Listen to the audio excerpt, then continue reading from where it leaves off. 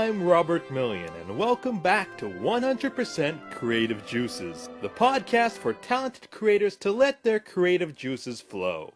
Not too long ago, I attended the 2012 New York Comic Con and came across a booth selling some DVDs that looked quite interesting.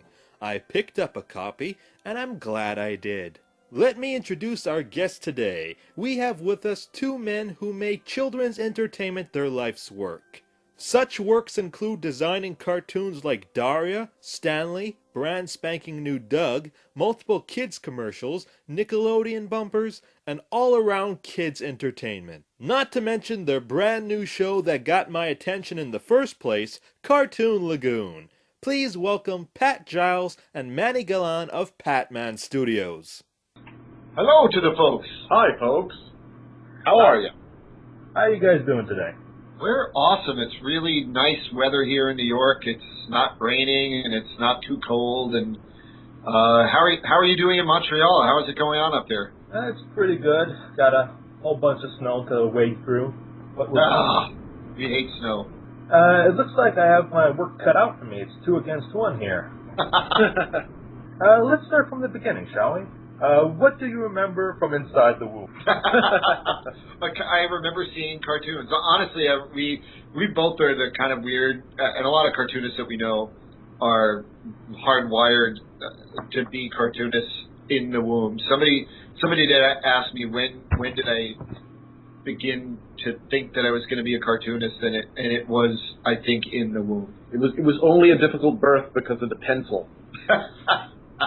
But yeah, I'm a little older than Manny by a couple of years, and I felt like I think Gigantor was my first cartoon that I ever saw on television, and it just completely changed my life forever for the better. And I never had any other goal in life but to be a cartoonist or an animator or a writer of cartoons. And my earliest memory is that of Batman, the live-action show, but which was pretty much a live-action cartoon. And my first words, as Pat knows, was actually Batman. So I've been cut out to be in and around the illustration or comic book or animation market for, since the day I was born. And we knew that when we formed a company together that our names together formed Patman, so we were done. Exactly, waka waka waka, right? Yeah, exactly. How did you decide you want to make cartoons and design your life's work? It's funny because I went to school for drawing and painting at SUNY Purchase in New York. It was a great fine arts school, and I felt like I got a really good fine arts education because I knew if I was going to be a cartoonist, I needed to know what I was doing. But the professors just really tolerated me. They just couldn't understand why I would waste my talents on something like cartooning. But the most talented artists I've ever met in my life have been in animation and comic books. And so pretty much in college I started designing T-shirts for children's clothing as a way to get through school. And I think, Manny, you were pretty much that early too. Yeah, for me, my entire life I wanted to be an animator, and I loved Disney cartoons and Warner Brother cartoons and Hanna-Barbera growing up through the late 70s and the early 80s. Loved everything that was on Saturday morning, and when I got out of high school, I started at New York Tech, and I took advertising because it was the closest thing to a cartooning or an illustration program they had. And I started an internship at an animation studio in New York, and this was 23 years ago. Animation was a lot more rudimentary back then, and when I was confronted with how difficult it was to actually animate something, I remember spending 2 weeks animating a princess waving out of a castle window. I was like, to heck with this, I'm going into comic books. So I did a quick career transition, and I started working at Marvel pretty much immediately. Started an internship and then started working. I was in comics for a good 10 years. I started at Marvel, transitioned to DC, and was at Archie Comics for about 5 years. And through a connection at Marvel, I ended up working at Nickelodeon. And I transitioned into designing toys and video games and eventually into animation. And revisiting animation after all those years, I realized how much easier it had gotten, at least in terms of the technicalities involved, and how much smoother and faster the process could be. You didn't need a 300-pound camera.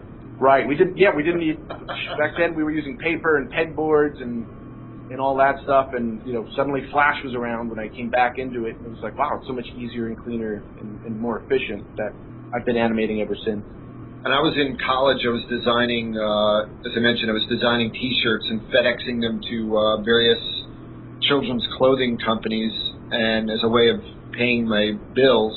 And when I got out of school, I went to work for a textile agent, and that led to doing a lot of licensing for Disney and Warner Brothers, but it was always, it wasn't making the shows, it was making products for the shows, and it was enjoyable, but it wasn't what I really wanted to do. And so I started to send around, audition drawings to MTV and to a local New York Disney-owned studio called Jumbo Pictures, and they were just bought by Disney. They were started by Nickelodeon, and they were doing the show Doug, and they needed a new crew for the show Disney's Doug, and I just was so thrilled when I got a call back, and had to actually do a drawing audition to get on the show. And the money was just awful, and I just couldn't have been happier to accept the job. It was a thrill to be working on an actual Saturday morning show, and then that led to Daria over at MTV, and worked on Sheep in the Big City for Curious Pictures on Cartoon Network, and then eventually that led to Stanley, which is just the longest run of a show I did, and had the most to do with I was there from the initial development drawings. Although it was based on a children's book, we did have a great source material in a book by a guy named Griff, but that was a really fun show. Not to cut Pat off, but what's really interesting is that the art community out here is fairly small, and we've both been in the business for a really long time. But never met. Never met until about 4 or 5 years ago now. And when we met, we were like comparing notes, and we realized that we pretty much knew everybody else in New York but each other. What was so weird was, though, that a guy that was on my crew for Stanley, a guy named Piero Peluso, who's just a monster of an artist, just a fantastic storyboard artist. He's working on Monsters vs. Aliens right now, I think. And he came from California. His dad was an animator on Fat Albert. His mom worked on Scooby-Doo. Like, he was just a thoroughbred animator. And when he left Stanley, he went to go work for Nickelodeon.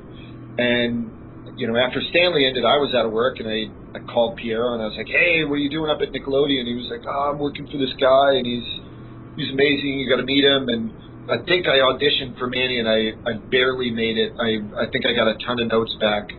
And but then years later, when we met at an ad agency, we figured out that we had actually almost met one day working on a Fairly Odd Parents books. Yeah, Pat immediately reminded me that you auditioned for me and that I busted his chops. So yeah, love it. Soon after I left Disney, I got just a plum assignment at Saatchi & Saatchi, the guy that created the Honey Nut Cheerios bee and had worked for General Mills in one form or another for their agency from 1968. His name was Jacques Dufour. Him and his partner Dave Shea hired me in 2005, and they had this stable of amazing animated characters, but they were advertising characters. And I said to them, I really didn't know anything about advertising, and they said, "Don't worry, kid, we can teach you that. And we just need somebody who understands animation and storyboarding and storytelling." And so it was just it was just a fantastic job for me to get, because I had kids and a mortgage, and show business was very, very tough. And then a few years later, Manny came over to Saatchi from Nickelodeon, and the first day that we met, he saw that I had a Count Chocula bobblehead on my desk. And he was like, "Oh my God, you guys have Count Chocula, and why aren't you doing a stop-motion Halloween movie for Count Chocula?" Which I had been pitching for years, and I was like, "Oh, you get me." And from then it was kind of, that was it. Pretty much love at first sight.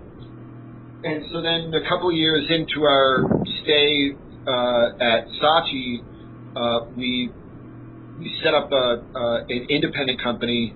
They're still our client. they're very good to us. General Mills is still a client, and we do lots and lots of work for them for, Lucky Charms and Honey Nut Cheerios, and we just recently brought back the Cheerios Kid for them, which was very exciting. And but we broke off to be an independent company so that we could create Cartoon Lagoon. We just couldn't do it inside an ad agency. We didn't want to leave. They didn't want us to leave, but so we're somewhat of a satellite agency for them. Manny, you mentioned that you worked on comic books just a little while ago. I had one question I wanted to ask about a specific book you worked on. Oh dear. The Marvel swimsuit specials. Whose banana hammock did you have to draw? Do you actually own this issue? No, but I've seen a lot of them. Oh, I actually, the piece I ended up working on in that in particular, well, I did a lot of the ads in that magazine, but the one photo spread that I did was for the Hulk. So it would be the Hulk's massive banana hammock. But in the foreground, to be fair, was smash. In the foreground, his wife. It was all Betty, his wife. So that comic book has become infamous. Yeah, they were pretty popular back in the day. I think I actually ended up working on 2 of them, but there were like 3 or 4, I think, back in the early '90s.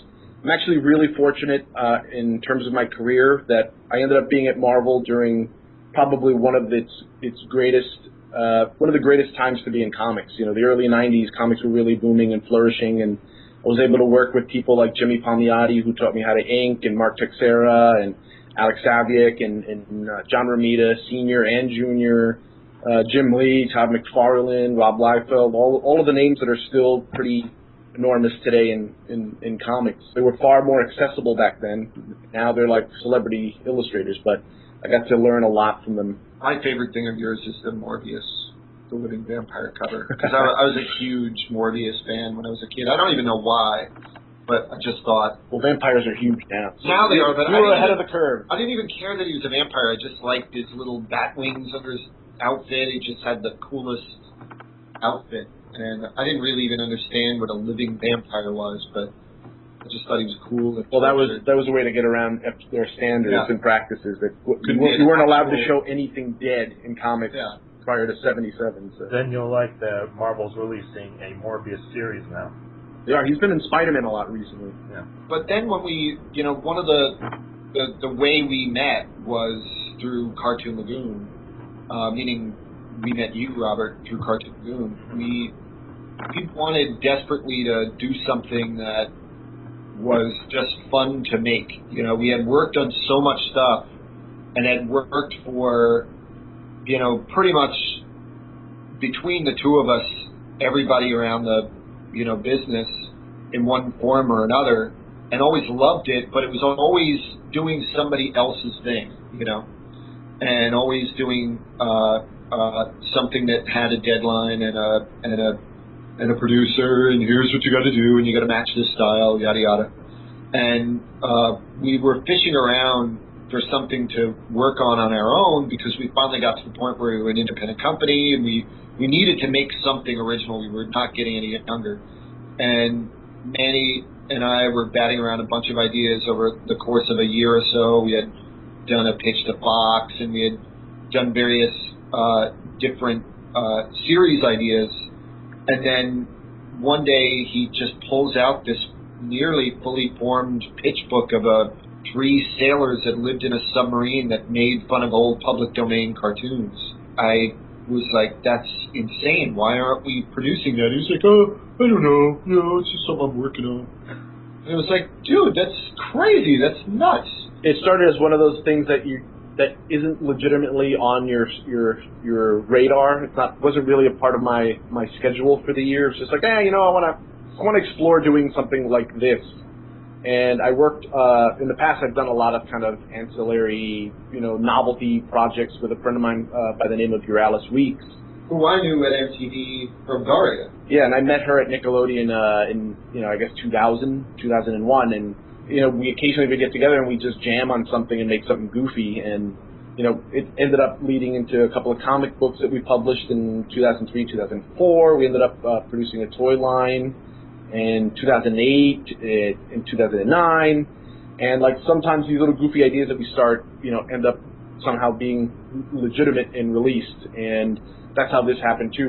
I just started building a little submarine out of foam core in my basement, and asked her if she'd be interested in shooting a 4-minute segment. And when the puppets started getting fabricated and the set started tightening up, and Alice started showing me how the effects looked, things got so good. They got better and better, and eventually it became so legitimate that I showed it to Pat, and I was like, look at this. It kind of looks like it could be real. Like, this could be legitimate. And what was funny was Alice and Julia Rosner and Shupak were all doing stuff for Manny at, like, the Bren rate to do, like, just because they loved it so much, they loved the design so much, they were just making it beautiful. And at a certain point, it was obvious that we just had to pour actual money into it.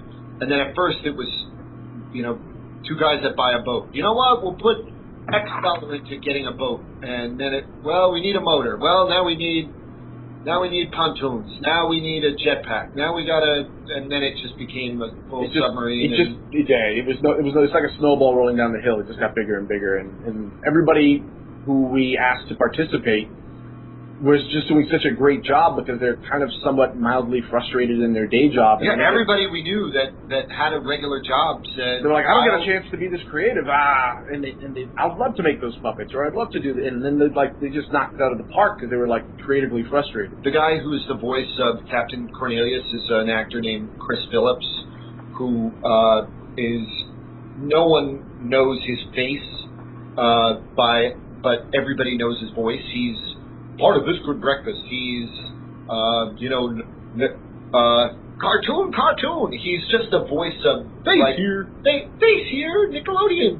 He's just the voice of everything. He's one of the busiest voice actors in the country, and we are fortunate enough to hire him for commercial work enough that we, became good friends with him. And one day Manny pulled him aside in the hallway and said, hey, I don't know if you'd be interested in doing. We thought it was just going to be some, YouTube videos for Cartoon Lagoon that we were going to make. And he said, hey, would you be interested in doing this, little goofy thing we're doing? And he was just completely, totally into it. And we ended up getting, Chris, one of the biggest voice actors in the country. For weeks, he would come in, every night he'd come in and work with us for 2 hours a night, recording anything and everything that we wanted. It was just amazing. And we'd worked with him professionally before for a couple of years, several years actually, and we really grew close because we didn't realize how much of a love we had for the same things, the same cartoons, the same Super Marionation shows from the 60s and the 70s, and it was just a wonderful bonding process for all of us geeks. And we just kept coming on top of luck. We Mike Carlo is an animator who works for Titmouse, who's a really up and coming animator. He worked for us on a McGruff the Crime Dog short film that we did, and just loved the guy. And about a year after we had worked together, he showed us this short film that he did called President of the Universe. And we were just blown away by it. We asked him, hey, could we put that on our DVD? And he was like, yeah, sure. And I don't know how this kid doesn't have his own show on Nickelodeon yet, but I say kid, I think he's like 30-something, but to you, Methuselah, he's a kid. The first cartoons Pat saw was on a stone tablet, by the way. So we just got so lucky at that, and then just generally we feel like we've been super lucky to get it. Then we wish that we were able to get some of the folks, because one of the first things people say is, oh, it's very MSTK 3000, which it is in a very loving homage way. We feel like it's an homage to even more than that. Everything that we ever watched in our lives, we've somehow jammed a reference of it into this. It's like a Saturday morning that meets a nuclear submarine gone wrong. One of the regrets that I have for this volume is that we reached out to some folks at worked on MST3K, and we just couldn't get. They loved it, but we wanted to interview them for the DVD, but scheduling prevented us from getting them on there, but hopefully we will, because sometimes even friends have said, oh, that just seems like very MST3K, and it's like, yes, but it's a million other things too. But it's also an homage. It's an obvious homage to them. Making fun of puppets, making fun of cartoons, just seems like something, an obvious build on their original idea. The series is a mix of puppetry, animation, and a little bit of CGI. Can you tell us a bit how you pull it all together? Oh, it's an absolute nightmare. I originally wanted to make it hand puppets, but remember, I mentioned earlier I was doing this as a side project and building it at home, and I don't think my wife would have been happy if I had to build a submarine to the scale of being able to house 3 adult men with their, hand puppets. So I'm also a big fan of Rankin Bass and miniatures and stop motion. So at a certain point I was like, you know what, if I reduce the scale of these puppets, I could build a submarine, a believable set in my basement. But after doing that, I realized that the faces weren't as expressive. The puppets ended up being about 8 inches tall. And I considered doing face replacement, and none of it really satisfied me. And I remember back in 2005, I did a series of shorts for Nickelodeon where there were these moles that lived underground, and they were stop motion figurines, and the faces were animated. And they told basically knock-knock jokes. And I was like, you know what? Let me see if we could do it in that fashion. I spoke to your Alice, and she's like, you know what? I think I could do it using mocap software in After Effects, and it wouldn't be that bad. So and she's just an amazing technician too. You gave her the mission, and she just kept coming back with various tests that were just amazing. And no, it's not right yet. No, it's not right yet. So if you see on the video, on the DVD rather, you see behind the scenes, you can see what the puppets look like without their faces, and they're like a series of pins. Those act as registration marks. And then that footage is brought into After Effects, and a program that I believe is called motion capture, or mocap, is used to marry 2D animation done of the characters' faces and expressions, and that's created in Flash. And the mocap then tracks it to the puppets, but it needed an enormous amount of noodling. So it's an animated puppet show. It's the weirdest thing. It's such a weird hybrid, and it's the most complex. We turned out to be the most complex way that we could produce it. Yeah, we wanted it all to have like a handcrafted feel, and that it wasn't too complicated, and the storytelling and the narratives and even the visual, the way we boarded everything was set up very straightforward. So it feels like it's got a very easygoing, straightforward kind of Captain Kangaroo type presentation, but the technicalities involved in marrying the live action with the animation was far more convoluted than we had expected. In terms of the CG, everything outside the ship. Let me explain the premise of the show. Basically, it's a submarine that is swimming through this lagoon that's filled with remnants of pop culture and cartoons that have been largely forgotten.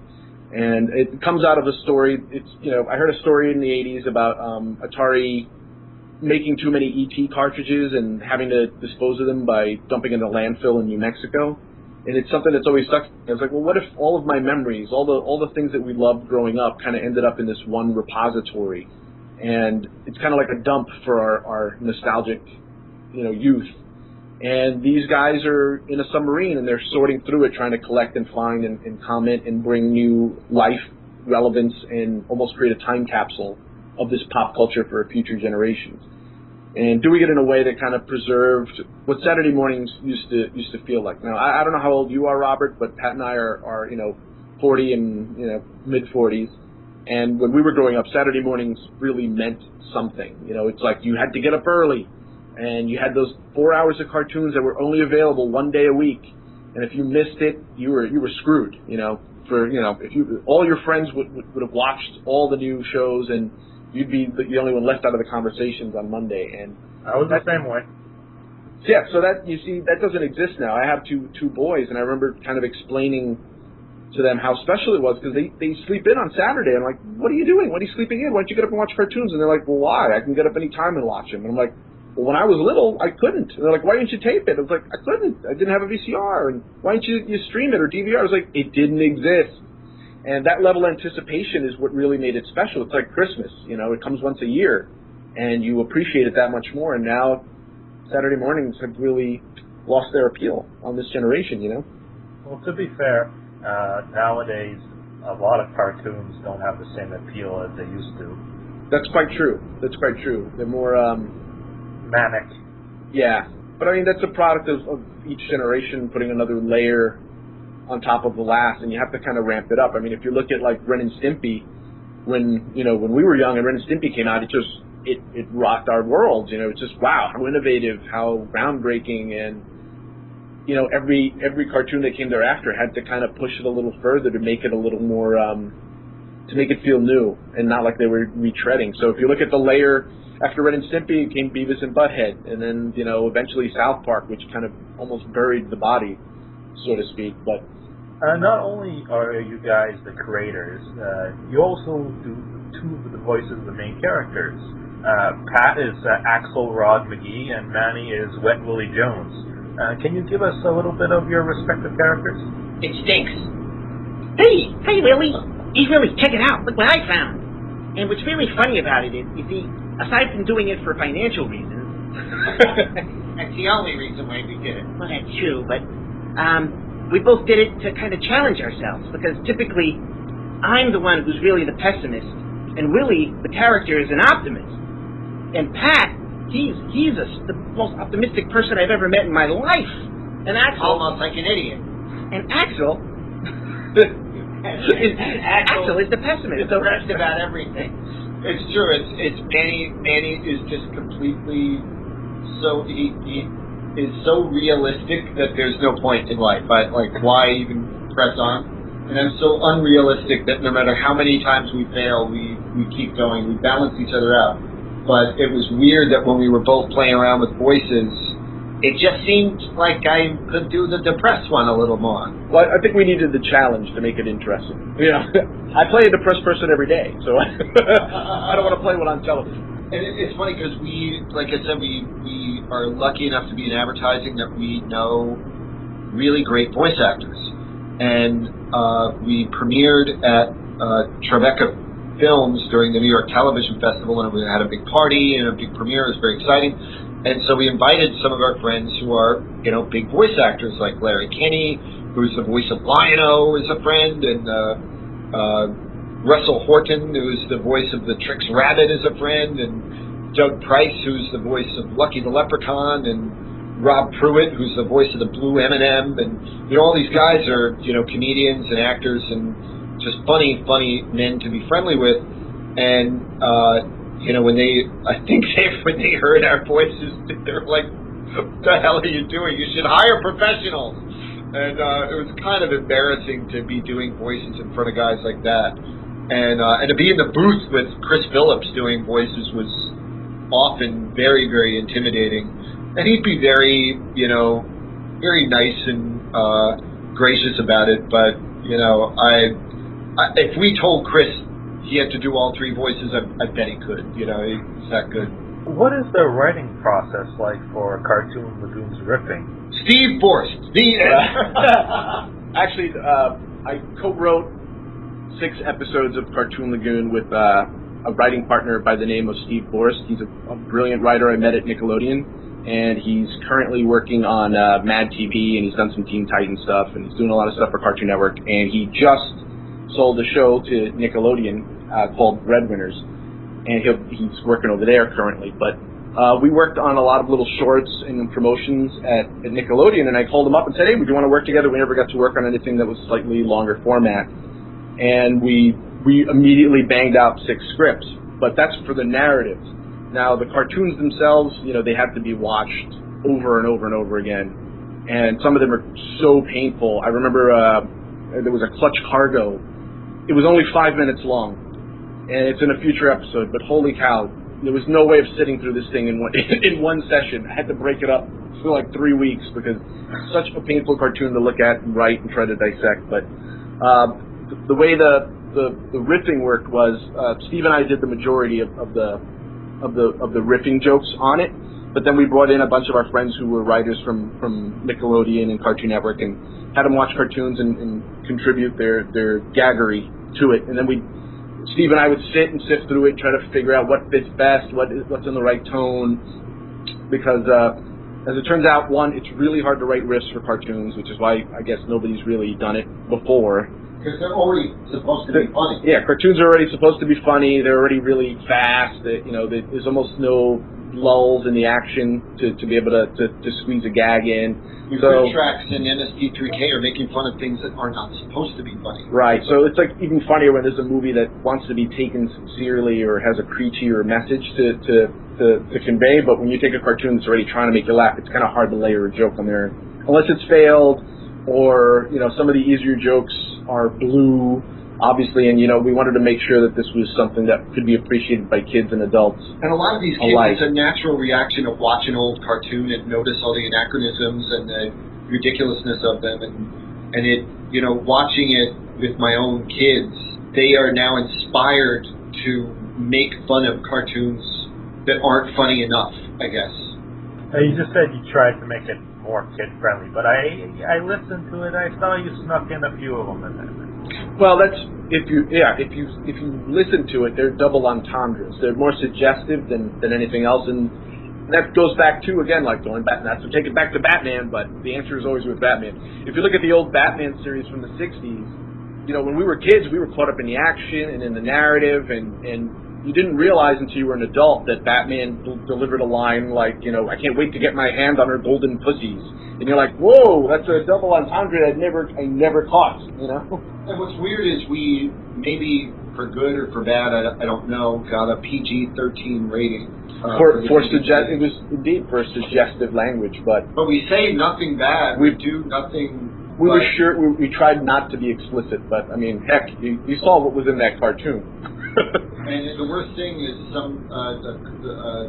cartoon kid says, "He touched my clam," but I mean, that's literally what happened. Literally, he touched her clam. I mean, there was a clam. There was a clam. I mean, what are you going to do?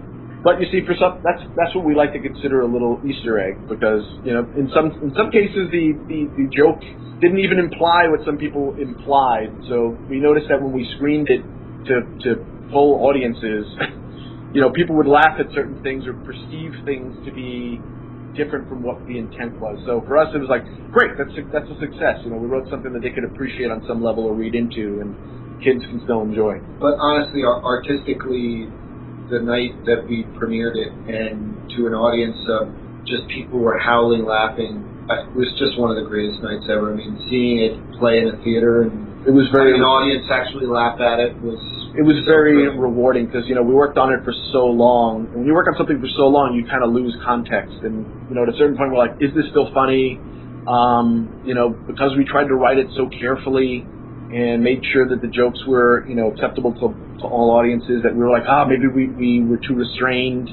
Maybe we should have been a little more obvious. We started second-guessing ourselves. So it was nice to see that it was appreciated by both adults and kids alike. It's funny, waiting in the next room is a friend of ours from Texas, a creative director named Ron Landreth, and he said that his kids were quoting the show, and friends of ours, friends of my wife and I, and my daughter's friends were quoting the show, and that just made me so happy, because we're not on a network yet or anything. We're just on DVD, so it was pretty thrilling that kids were playing back the right stuff.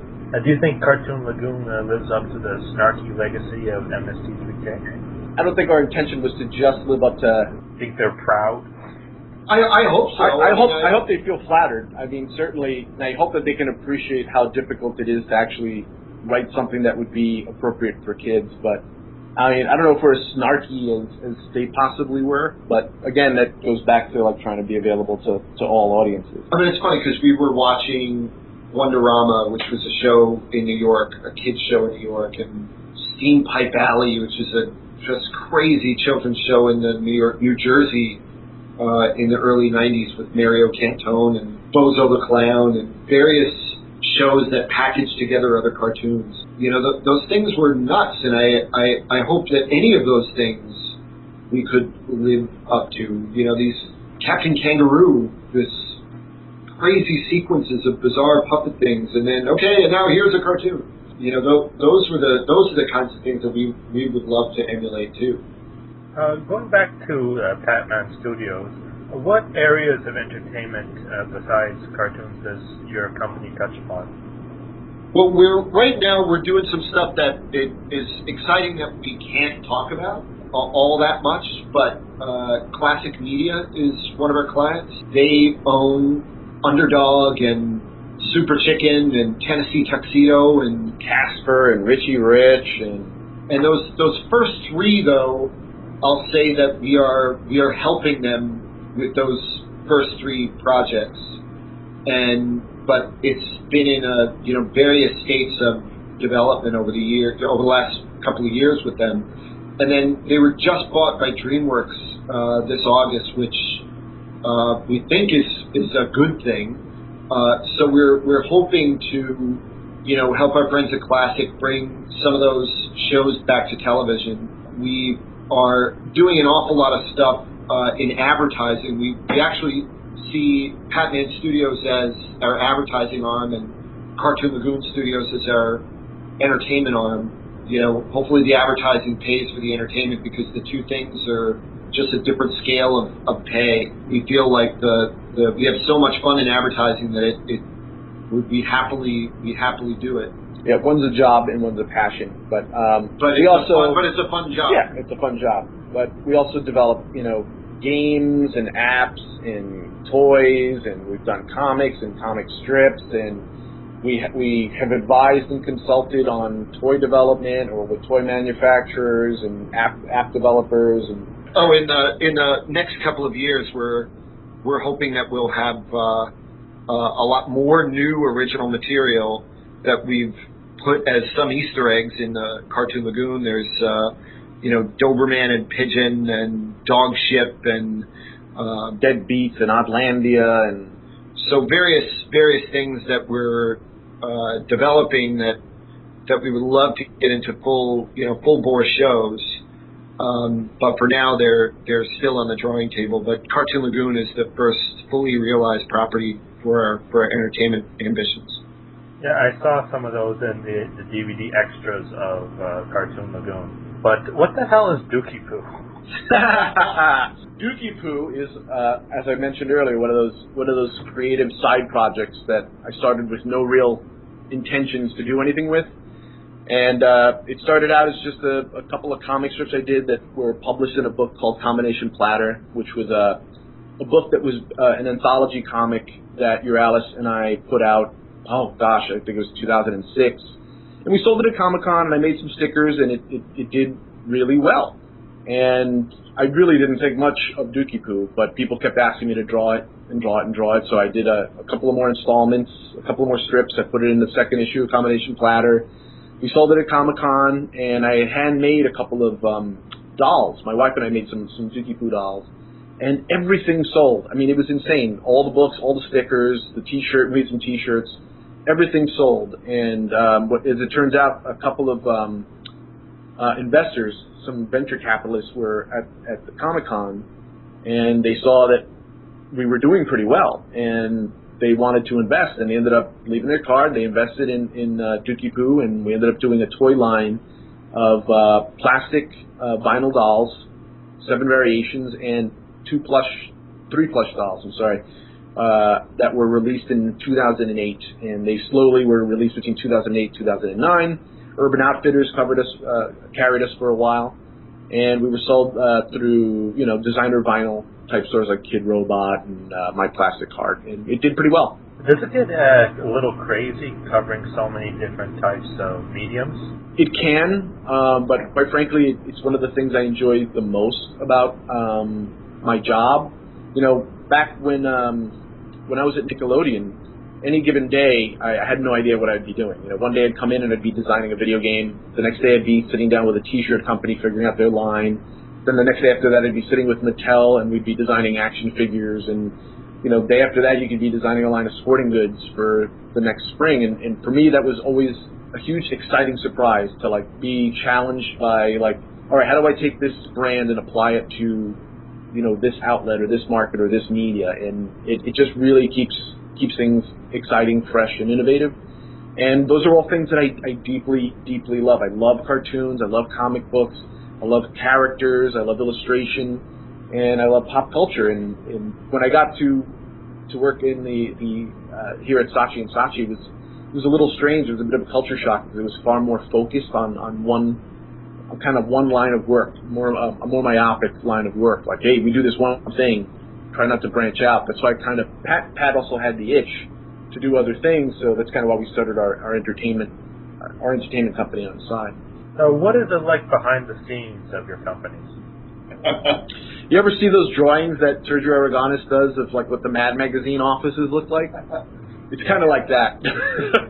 We're constantly goofing off. We draw a lot of Batman. I mean, this is the third time we mentioned Batman, but like, you know, our walls are covered with illustrations, and you know, we tend to draw a lot of Batman. But it's weird because when it's so odd. We have the mix of trying to run a business with taxes and expenses and W-9 forms and lawyers, and you know, we work with a lot of very serious people in marketing, and you know, we always try to make whatever our phone calls are with our clients, you know, and our business associates, to be the most fun call of their day. But you know, in between it all, it's like, Manny, did you get that? Do you have a copy of that check? I forgot that check, and hey, we got to get so and so, you know, and talking dogs. I need a shot of talking dogs, and I need a W-9 form. It's very weird. It's like that strange mix of, and when I remember my wife asked me, you know, what's the new office like? And I said, well, you know, like West Wing, where people sit around very, very serious and intense, talking about very serious things, walking from room to room, but with leprechauns, bees, and, you know, puppet sailors. It's just like that. Besides Cartoon Lagoon, what works that you produce are you most proud of? Yours, I'll tell you, I'm most proud of your Nickelodeon shorts. Body of work. Your shorts, the ones that you did for the stop motion Christmas stuff, I love. I love Captain Nick. I love all those little shorts. What Pat's alluding to is, you know, I was very fortunate in my career to be in certain locations at the peak times of their heyday. So I was at Nickelodeon during, you know, their epic rise with SpongeBob and the Rugrats, and it seemed like they could do no wrong. So for years, every show they released was like doing better and better and better. Jimmy Neutron, Fairly Odd Parents, and etc. At a certain point, I was asked to join the on-air department, and I was given pretty much carte blanche. Carte blanche, rather. Blanche is from the Golden Globes. Carte blanche. And I was just able to create tons of little shorts and animated segments introducing new and original characters, basically, that could act as an incubator series. And the things that people tend to remember the most are we did a series of shorts, I think in 2002. They were called Nickmas. They were like non-denominational holiday animated shorts, and each one kind of paid homage to, you know, the Rankin Bass specials, or like with the Nickelodeon characters. Exactly. They were like spoofs. So you got like a spoof of the Grinch, but featuring characters, you know, all the characters, and Angelica from the Rugrats acting as the Grinch. Or we did another one that was really popular, which was the Rugrats, but as the Charlie Brown characters. And we did a whole series that were actually stop motion. All the characters were sculpted, and they all played like, you know, similar characters that you would see in a Rankin Bass special. And like these were hugely successful. Like they were wildly successful. Kids loved it. The ratings were through the roof. They showed it pretty much 4 or 5 years in a row. I posted it on YouTube, and it gets thousands upon thousands of hits, and people clamoring about like how it takes me back to my childhood. So for me, that's one of those things that have been hugely rewarding to see how much it's meant to people, that people have taken it so to heart, and it's been such a part of their dear memories. And little things were my favorite things. I designed all the Quail Man comic book covers for the show Doug, and not many people would see them. Only like Doug would see them on the show. Sometimes they would show close-ups of them, but I loved Stanley. I loved Daria, but I kind of came onto that show when it was already a hit, and so I feel a little bit not. I loved working on it, but Stanley, I felt like me and the crew that I worked with had a lot of ownership over that show. I think the best thing that I ever did was I designed the box art for Count Chocula, Frankenberry, and Blueberry, the boxes that were on shelf from 2004 to 2008 or so were my box art, and I just loved that I was such a fan of Count Chocula when I was a kid. The fact that the current character designs of them are mine that makes me very, very happy. A couple other things that I did that were pretty interesting was several years ago there was a Jimmy Neutron balloon in the Thanksgiving Day parade, and that was like a huge honor to be able to design it and work with the folks at Macy's who have been doing these balloons for 50 odd years. That was kind of like it's just an amazing piece of history to be a part of. And I don't know if you ever get to New York, but there's a Toys R Us in Times Square that's got a Ferris wheel on the inside. It's just a phenomenally huge Ferris wheel. And I got to design the cart for it, which was like a Nickelodeon-sponsored cart, and it features all the characters. So it's kind of interesting. To me, it's always rewarding to see something I've done actually become a part of somebody else's experience, or like even if something as small as a Happy Meal toy I designed once. I remember seeing a kid playing with it in a park somewhere, and I was just like so psyched that this toy brought this kid so much happiness. And the craziest thing I worked on was fake movie trailers for cereal commercials in maybe 2005 or 6 that were directed by Catherine Bigelow. I swear to God, we hired Catherine Bigelow in 2005. She had not done Hurt Locker yet. She had not done, obviously, Zero Dark 30 yet. She had just done, she just did Strange Days, I guess. And she wanted to do commercials. She saw what we were doing, and we had a good budget, and we hired her, and I got to work with Catherine Bigelow for 2 weeks. It was just crazy. She hired Wally Pfister, who had just shot Batman Begins. Like, Batman Begins hadn't been out yet. And so it's weird in advertising, you get to work with just the craziest people. And that was probably, I remember going out to dinner with all of them and thinking, do they know I buy my clothes at Old Navy? Like, I just felt like pinch me. And I remember the topic of conversation at lunch was, I think Eddie Murphy had just gotten a divorce, and it was like, oh, Eddie Murphy got divorced, and she looked over at me very dramatically because she's this like really lioness of a gorgeous like person, she's just a presence, and she looked at me and she was like, darling, we're not in Kansas anymore. And I was like, oh my God, I just got schooled by Catherine Bigelow. And but yeah, we got to work with really such fantastic people, and we've gotten to work on some really great, thrilling things. We've done all the Cocoa Puffs commercials for years, and Lucky Charms commercials, and Honey Nut Cheerios commercials. It's a really thrilling day job, and a thrilling, Well, I don't know how to top that, but I met Stan Lee once. And he asked me, actually, he subcontracted me to do a piece of art for him, and I was babbling idiot the entire time. But I actually did meet him on two separate other occasions. But that one time when he called me, I was reduced to jabbering like an idiot. Robert, but it's Stan Lee, damn it! I think Robert is now going to edit. He's going to delete this whole interview. He's going to edit it all down to like, I met Stan Lee one time. And then? The end. I met Adam West once too, but it wasn't as interesting as I met Adam West at an airport, and there was nobody else in the airport. And I went over to him and I said, Mr. West, do you mind if I take your picture? And he looked around and he said, yeah, just don't make a big deal out of it. Just like nobody in Salt Lake City, there was no one within a mile. But he said it with knowing irony, just like he would on the Batman film. So great. For a budding company, what do you do to get yourself out there? Oh my God, it's so hard. It's so difficult, Robert. It's just it's crazy how, and we're in this weird situation where people are pitching us for work a lot because we hire a lot of animators, we hire a lot of production companies for our clients, and then we are also pitching ourselves to clients and the production companies. Like we get it coming and going, and it is extremely difficult. And I would say that somebody starting out in the business, or just don't give up, like just don't fall down. I remember the first job that I got for Disney, the only reason why they hired me, they didn't think I was the best job for the good guy for the job. And the art director told me flat out, he said, you know what, everybody else kind of gave up with all the notes that we were giving, and all the notes I gave you, you're last man standing. You're the last man hired. standing, so you were hired.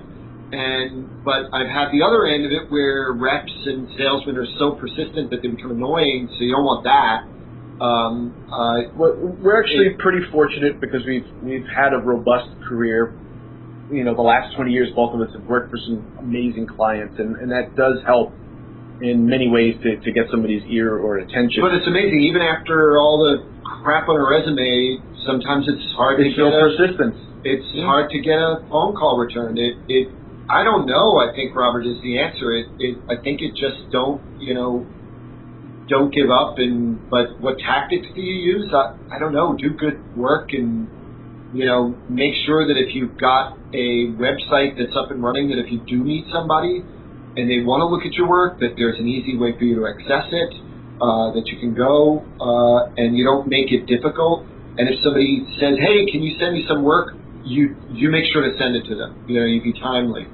And do a good job. And be professional. Keep showing up. Don't be a jerk. Be nice. I feel bad, Robert. You called me, a month ago for this call, and I was sick and I lost touch, and I was grateful that. So don't do that. Yeah, don't do that. I was grateful that you stuck with it. It's very, it's just very difficult. And don't be a jerk, I think, is probably the biggest one. I know a lot of people that are very talented that I would never hire or want to work with because they're jerks. And I won't tell you who they are. Well, this kind of goes in hand with what you were just saying. What is your least favorite part of working in the entertainment industry? That's this. Yeah. I think it's this. I think it's getting people to return your calls, getting people to understand what your idea is, getting to get the idea done the way you want to, and getting it done fast enough before the landscape changes. It can be very difficult to get a project finished before it may become irrelevant. I mean, we just lost in a big festival, and I won't name the festival, and I won't name who we lost to, but we just lost in a big festival to something that I really thought was very amateurish and not very well made, but it was clearly just a bunch of things that seemed trendy, all smashed together, and it was very disheartening that craft was not clearly something to be considered as a reason for its success. And who the hell knows? I mean, that's the thing. You see something on TV and you wonder who the hell approved that.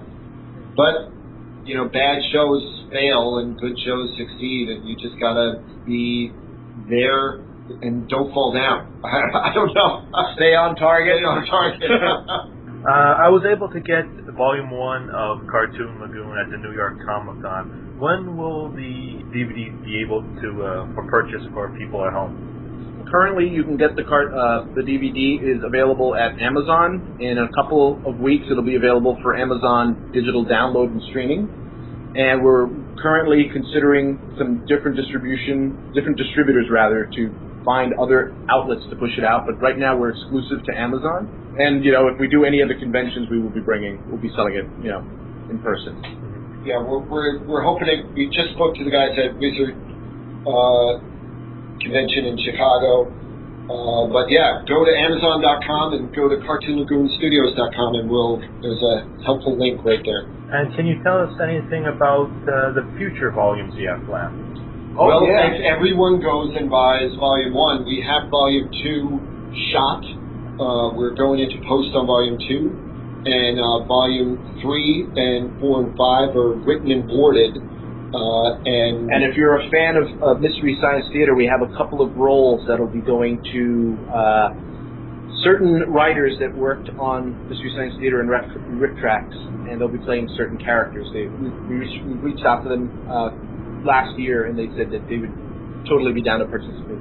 You can find Patman Studios at patmanstudios.com and Cartoon Lagoon at patmanstudios.com/Cartoon Lagoon. You can go to cartoonlagoonstudios.com. Anything else you guys want to announce or plug? Well, we want to thank you, Robert. You are awesome, and thanks for reaching out to us. We really appreciate your letting us talk to you today. Thank you for joining me today on my podcast. I've enjoyed Cartoon Lagoon immensely, and I'm looking forward to see Volume 2 when it comes out. Hey, thank you so much, Robert. I hope you all at home enjoyed the creative juices that were flowing today. And thank you, Pat and Manny, once again. You're welcome. Take care. Nice to meet you.